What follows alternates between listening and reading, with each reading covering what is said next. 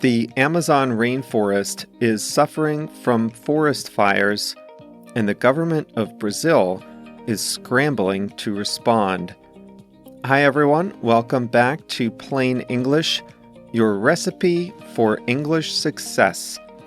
I'm Jeff, JR is the producer, and this is episode 185.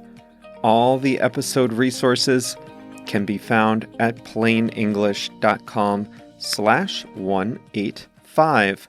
Coming up today, the Amazon rainforest is one of the world's biological treasures, but it is suffering from more intense forest fires than usual.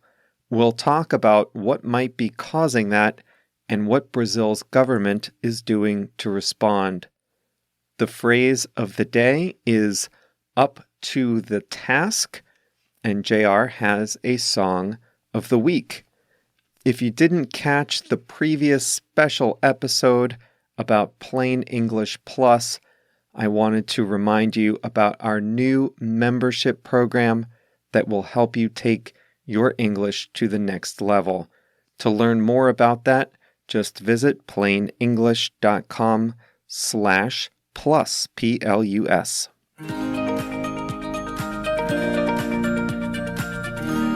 The Amazon rainforest is often described as the lungs of the earth.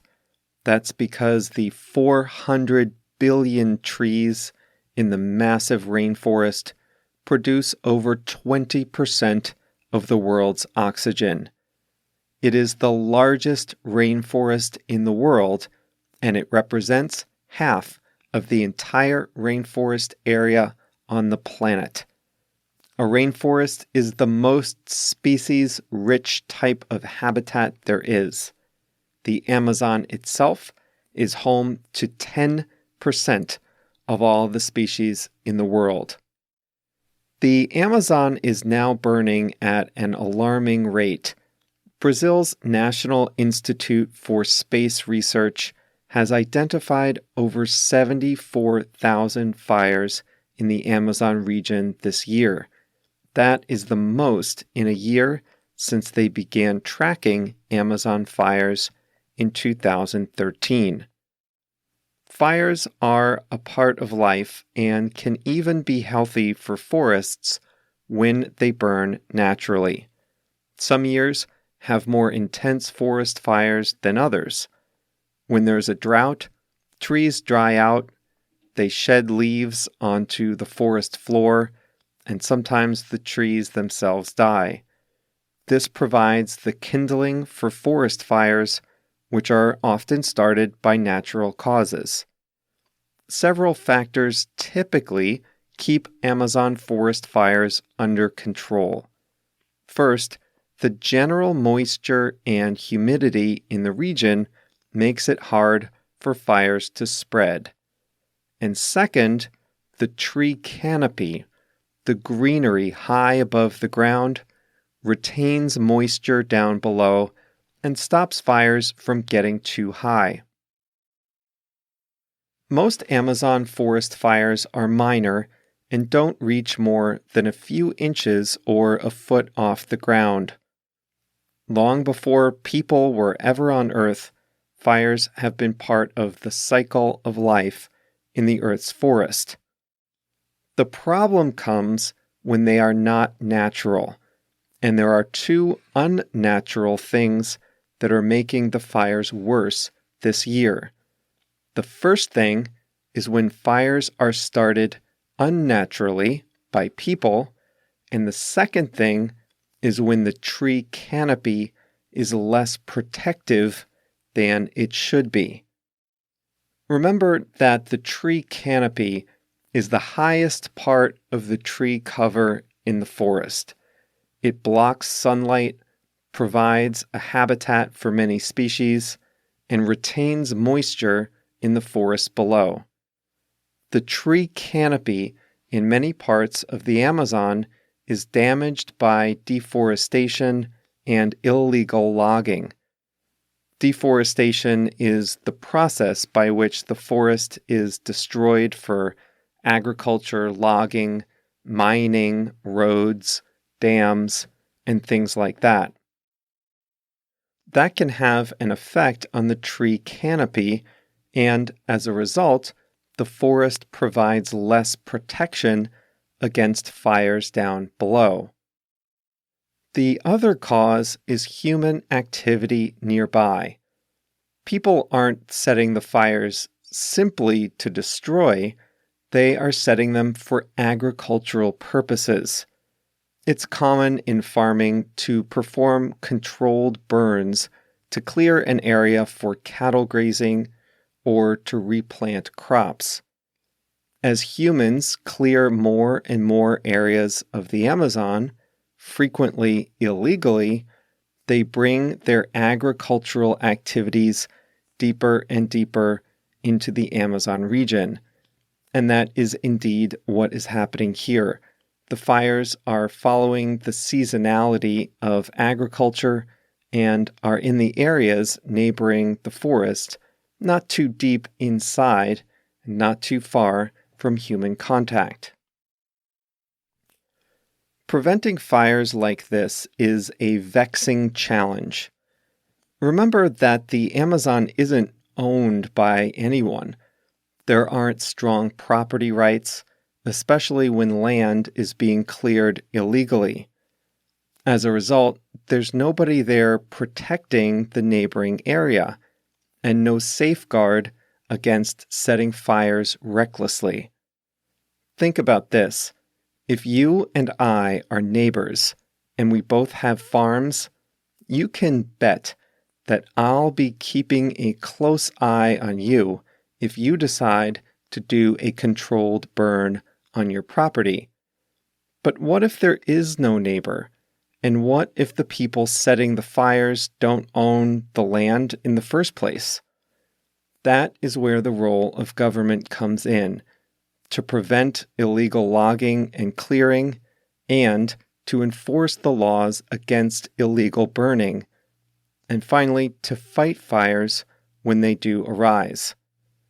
Unfortunately, Brazil's government hasn't been up to the task.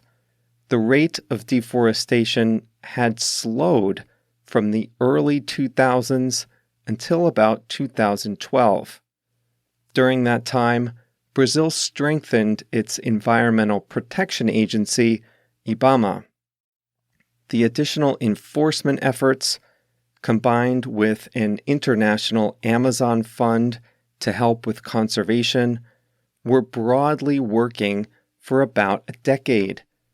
But then the deep recession hit Brazil, and the funding for IBAMA was cut. More recently, 21 out of 27 executives at IBAMA have been fired and not yet replaced. The new president, Jair Bolsonaro, has taken a cavalier attitude in the past toward Amazon deforestation. Many think that the federal government's nonchalance about the issue has emboldened farmers, loggers, and miners in the Amazon region who no longer fear enforcement of environmental laws. The fires led to an international outcry. Brazilians protested in big cities, and foreign governments got into the mix. France's president threatened to scrap a trade deal between Brazil and the EU over the crisis. In a bizarre combination of smoke from the fires and unique weather patterns, darkness fell on São Paulo, Brazil's largest city, at 3 o'clock in the afternoon one day. That only increased public pressure to respond to the crisis.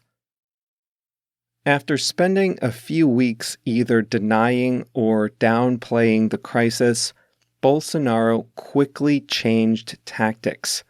He mobilized Brazil's armed forces to fight the forest fires and enforce the environmental laws in the Amazon region. He said in a televised address that his government would have a zero-tolerance approach to environmental crimes in the future.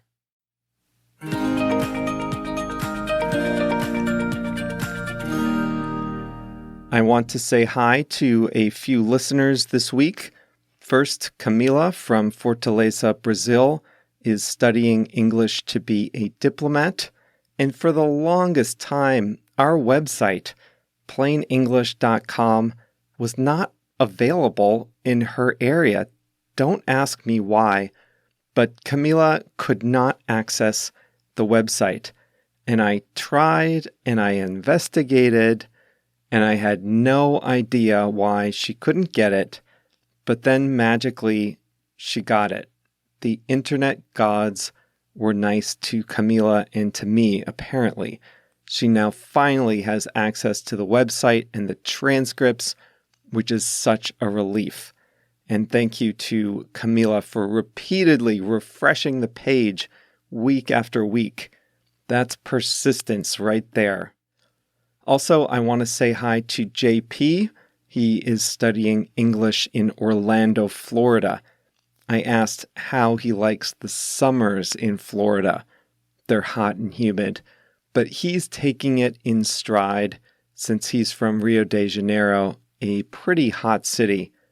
JP says that listening to plain English has made a huge difference in his listening abilities.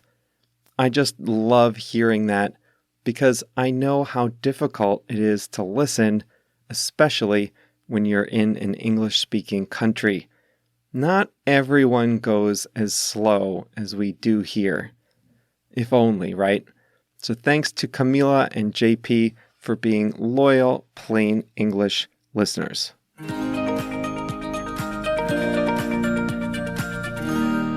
What does it mean to be up to the task? When I first started thinking about this phrase, I thought it just meant that you're able to do something. Do you have the power or the ability to do an important or necessary thing? But it's more than just having the ability. It also means, do you have the motivation? Are you willing to do something in spite of how difficult it is? Is it likely that you will do it? Are you able? Are you willing? And do you have the motivation to do something difficult and important? If so, then you are up to the task. Here's how you heard it earlier. Until recently, the Brazilian government has not been up to the task of enforcing the environmental laws in the Amazon region. This is a good example because the government has always been able to enforce the laws. It's in their power. But in this case, the government just hasn't been willing to do so, or it didn't have the energy to do so. It didn't make this a priority, and it had not been up to the task. After a few weeks of obfuscating the issue, the government of Jair Bolsonaro is starting to respond to the crisis by sending the armed forces to enforce the law and start to fight the fires. They may show that they are indeed up to the task after all. We'll see.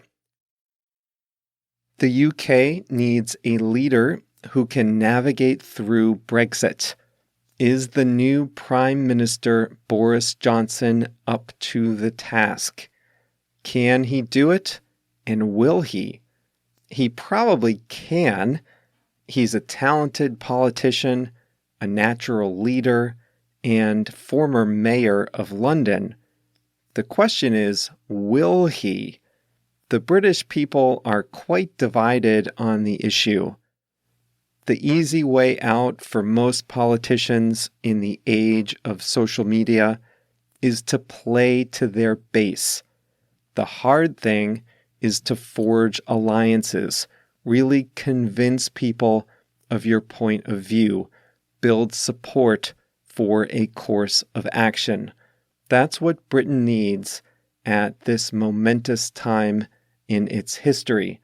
So, is Boris Johnson up to the task, or will he be yet another British Prime Minister undone by the issue of Europe? Time will tell. I own a condominium apartment in a building here in Chicago. Actually, two. The one I live in and another one. That other one has been giving me problems for years. I bought it at the exact worst moment in the history of real estate in the United States, April 2007. Literally the month the real estate market peaked and started to go way down in value. And the result is I still own it. Unfortunately, it's a long story. Anyway, I'm currently the president of the building's condominium association. And here in the US, if you own an apartment, you also own a share in the whole building. So you own your apartment, but also a small percentage of the land and the common areas of the building. And the owners all come together in an association to manage the affairs of the building as a whole, even as individual people own the individual units. So I've been the president of this building association for a long time, including some really bad years. During the recession, during the financial crisis, let me tell you, things were bad. People went bankrupt, people lost their homes, the banks owned a lot of units in our building, people couldn't pay their maintenance fees, there were units that had their electricity shut off. The owners that were left, we had to manage as best we could. Nobody's job was safe, so we were worried about ourselves too. The economy was bad, and it seemed to bring worse news for us every month as a building. And there were days when I was asking myself, am I up to the task of being the president of this building? I mean, I knew I could. I knew I had the ability. But when you need to do something hard, it's more than just whether you have the ability to do something. It's whether you will, whether you have the energy to, whether you can look inside yourself and get the extra energy you need to face a difficult challenge.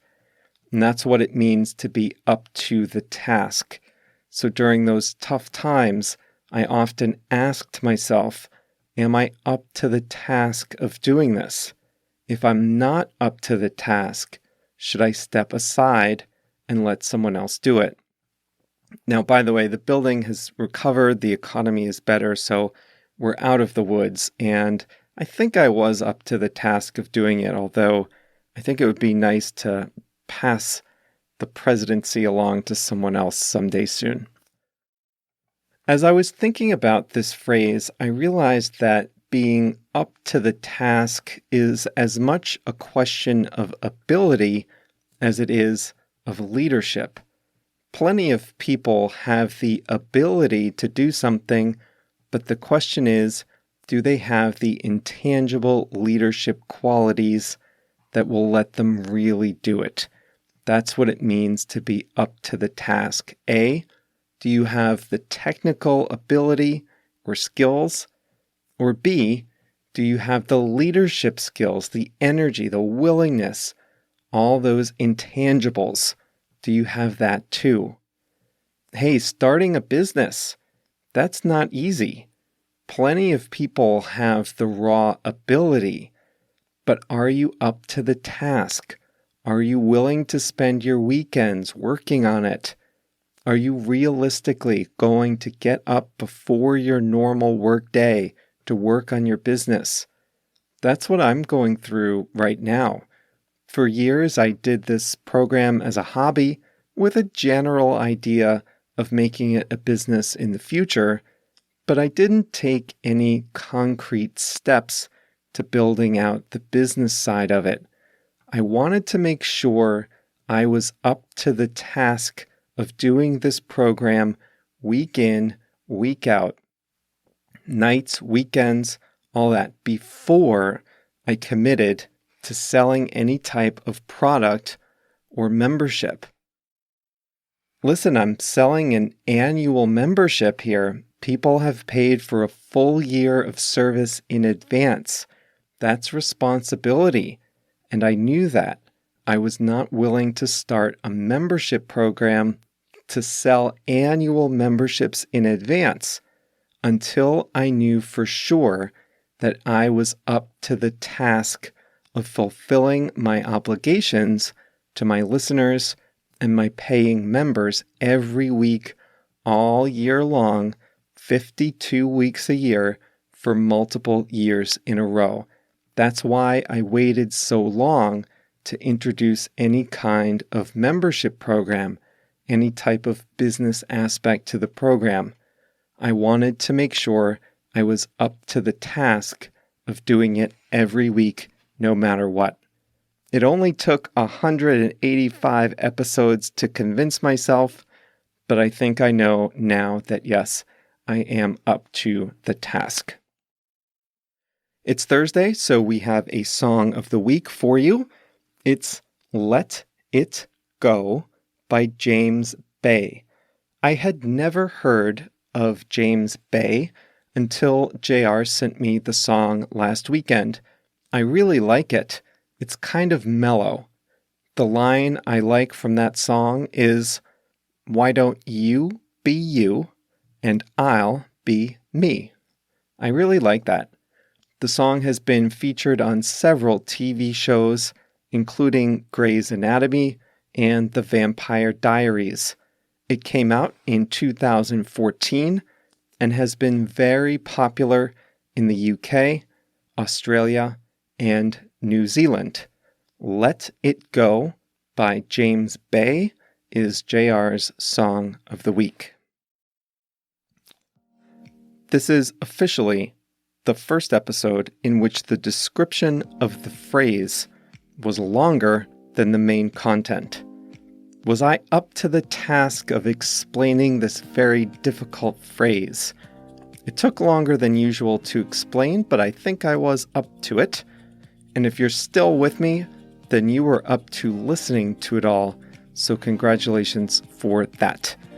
Remember that we just launched our membership program, Plain English Plus, with all the extra tools and resources that you need to take your English learning to the next level. By that I mean a fast version of the podcast, Quizlet flashcards, video lessons, and language learning courses, all related to your favorite English podcast.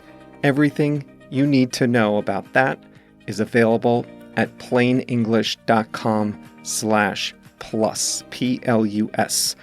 Thanks for being with us again today. Thanks for being part of the best audience in the world.